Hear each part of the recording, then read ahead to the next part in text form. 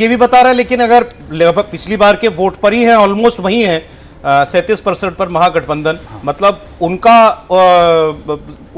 उनका जो social collision था वो इंटैक्ट है। हाँ, वो लगभग है, ज्यादा वही है, उतना ही नहीं तो वीआईपी ने कंट्रीब्यूट नहीं किया, जिसकी तो वीआईपी का कोई कंट्रीब्यूशन नहीं है। नहीं, इसमें वीआईपी का बहुत ज्यादा नहीं है और वीआईपी का वोट बटा है और इंडिया की तरफ भी गया है। वही तो मैं कह रहा हूँ, वो जो आपने शुरुआत की थी ना मिथिलांचल से, ये जो तो वहीं बात से हो रही है ना कि वोट परसेंटेज, बाकी सीटों के लिए मेरे को लगता है कि उस तरह से होगा, लेकिन वोट परसेंटेज अगर आप 9-10% का वोट किसी के ज्यादा हो जाएगा तो क्लीन स्वीप होता है। क्लीन स्वीप 12% है सर। अगर 12% का है तो दूसरी पार्टी को बिल्कुल सीटें नहीं मिलती। कोई ना, तो ये तो लड़ाई है। एकदम क्लीन स्वीप होता है और मैंने बहुत चुनाव देखे हैं, बिल्कुल क्लीन स्वीप। 2010 अगर ये परसेंटेज ऑफ वोट बिहार में जेडीयू और बीजेपी का गठबंधन जब आप जाएंगे तो कार्यकर्ताओं और जमीन पर दिखाई देता है। वो जेडीयू अलग लड़ती है, बीजेपी अलग लड़ती है, ये 80% से ज्यादा सीटों पर ऐसा नहीं दिखता है। ये बिल्कुल वहां ना, मैंने देखा कि आप वो नहीं बता रहे जो मुझे बताया था अलग से आपने। क्या आपको क्या बताया था अलग से?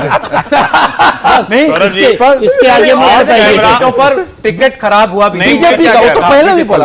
ऑन कैमरा कुछ फर्क होगा कि नहीं होगा? नहीं पर हर्षवर्धन ऑन कैमरा पूरे कर रहे हैं। देखिए, इसलिए हम जो ये मान रहे हैं ना, जब पहली मीटिंग हुई थी एनडीए की तो बीजेपी ने अपना एक सिद्धांत दिया कि इस बार की हमारी लड़ाई में कोई बड़ा भाई छोटा भाई नहीं होगा, जिसकी जो हैसियत है उसके आधार पर लड़ेगा। और नीतीश कुमार ने, सुनिए, एलजेपी के विरुद्ध उम्मीदवार खड़ा करते हुए भी वो जो चुनाव प्रचार कर रहे थे तो सभी पार्टियों के प्रचार में गए हैं।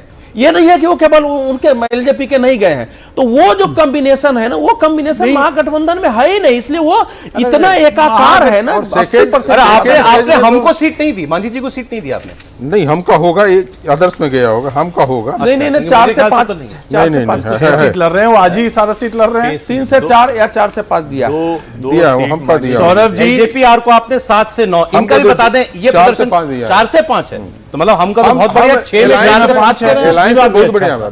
हाँ, लेकिन वो 6 सीट में 4 से 5 लेकिन वो मार्जिन की सीट होगी। सुनिए, वो मार्जिन की 6 से 5 अगर वो जीत रहे हैं तो इसका मतलब वो आ सकते हैं, लेकिन मार्जिन वाली 4 से 5, मार्जिन वाली सीट मतलब 4 भी जीत रहे हैं तो मेजॉरिटी से कम नहीं जीतेंगे। प्रदीप जी, ये अगर 29 में लड़के 7 से 9 एलजेपीआर बता रहे हैं चिराग पासवान को, तो ये कौन सी कैटेगरी में आएगा प्रदर्शन? ये उसी कैटेगरी में आएगा जिसमें 2020 में कांग्रेस का था, खराब एनडीए को खराब ड्रैग किया। 29 सीट देना एनडीए का बिल्कुल सर बीजेपी को गलत फैसला था, लेकिन गठबंधन को बनाए रखने के लिए मजबूरी थी, वरना चिराग पासवान फिर से कुछ कर सकते थे।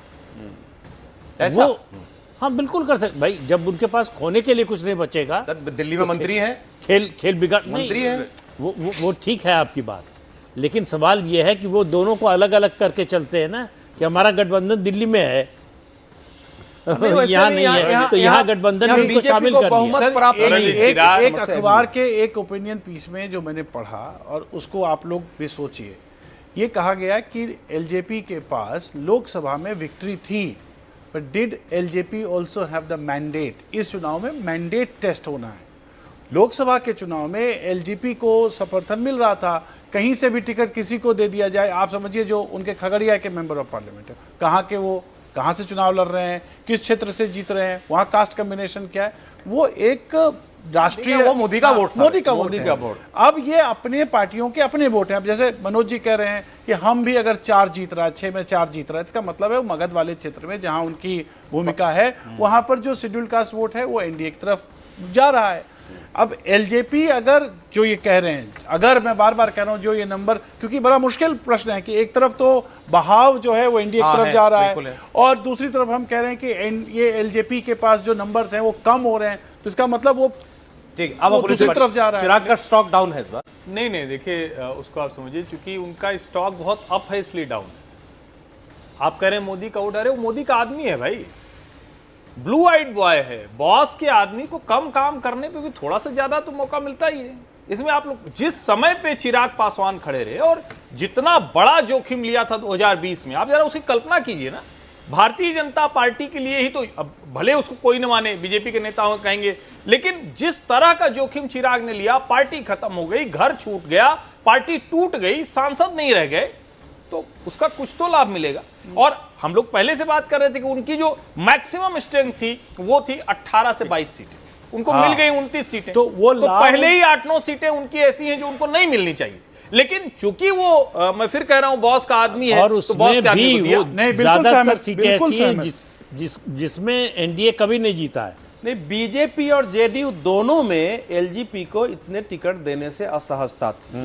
दूसरा, अमित शाह जी ने इस बार स्पष्ट नीतीश कुमार जी को कहा कि हम वैसी राजनीति नहीं करते हैं कि हम एलजेपी और इनको आपके विरुद्ध खड़ा कराएं। जो 3 लोग हमारे लड़े थे वो टिकट नहीं मिला है उनको, बताया उन्होंने कि हम ऐसा करते ही नहीं राजनीति, उसमें तो हमारी सरकार नहीं बनती। तब उनको यह विश्वास हुआ। इस बार इस पर बात हुई है, समझाया गया है इस बार कि ये ऐसा नहीं था। सर आप देखिए, अच्छा अंतिम कुछ समय मेरे पास, तो इसका मतलब एक और भी है छोटा सा, अगर जो मनोज जी कह रहे हैं, मैं बार बार कह रहा हूं अगर कह रहे हैं, इसका मतलब है कि जेडीयू के वोट्स क्या एलजेपी में ट्रांसफर हुए?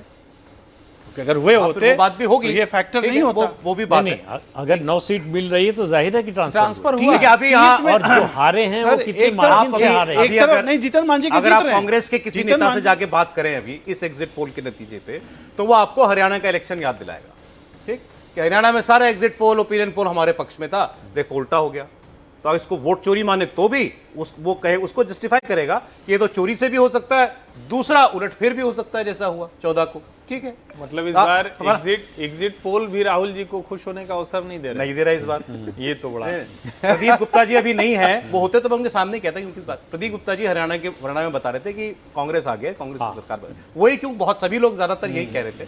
तो वो पहले अपना ओपिनियन दे चुके थे, फिर उसके बाद एक प्रोग्राम में और आए कुछ दिनों के बाद, तो उन्होंने कहा आप कांग्रेस की सीटें आप थोड़ी और बढ़ा सकते हैं। तो मैं इसलिए मौका मनोज जी को भी दे रहा था। आप किसी की घटानी बढ़ानी है तो कर लीजिए। नहीं जो है नहीं, लेकिन कहानी कुर्सी में हम लोगों ने लास्ट में क्लियर कर दिया था। अंतिम 6-7 दिन में बिल्कुल क्लियर था कि बीजेपी नो करेक्शन, नहीं, कोई करेक्शन नहीं, नहीं, stands you stand on what you have seen. कोई करेक्शन नहीं है। देखिए, जो चीजें दिख रही हैं वो मैंने रखा, और कोई संभावना पे नहीं रखा। ये जो हमें रिजल्ट मिला उस पे रखा। ये कोई नहीं कर सकता कि मैं जो बोल दिया वही हो सकता है। हाँ, नहीं, ठीक, लेकिन मेरी जो आकलन है उस